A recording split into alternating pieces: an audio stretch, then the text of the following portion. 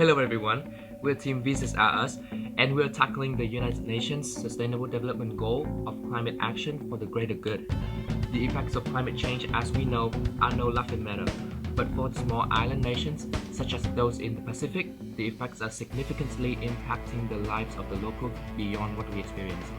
With rising sea levels, longer periods of drought, and an increasingly volatile environment, the groundwater system in remote atoll communities that locals have to resort to for survival are not sustainable.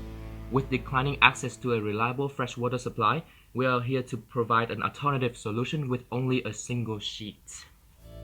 Over the weekend, we really considered the possible solutions to tackle the problem of saline water.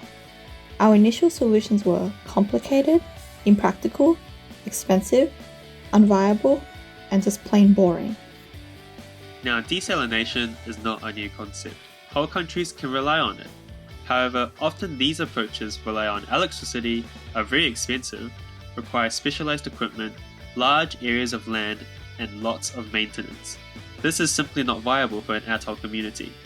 In acquiring groundwater, well, we know about that already. Our solution, Big Boy Cone 2020. Big Boy Cone is a multi-purpose desalination system that creates fresh water with seawater and rainwater. Simple. It incorporates 3 methods of acquiring fresh water. Number 1. Solar desalination. Simply put the cone over a larger pot with a smaller pot inside with seawater, put it in the sun, and let Mother Nature do its job. Simple. Number 2. Pit desalination. Put the cone over a large pit. It may have wet mud inside with water that is undrinkable for now, but would have otherwise just evaporated without a cover. Or dig a hole in the sand until you reach wet dense sand and put a pot right below the cone's apex and leave it for the day. Simple. Number 3. Rain collection. Say you have a pit or a large bowl you have from pit desalination. This cone can act as both a desalinator and as a rain collector. With handles, it can now transport fresh rainwater to wherever you need it. Simple. Now, what is Big Boy 2020 made out of? It's actually just a single sheet of tarpaulin, bit of flax, and some fishing wire on a fishing hook.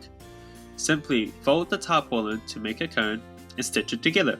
Then fold the edges around a circular strip of palm fiber, sew it on, and now it can hold itself open.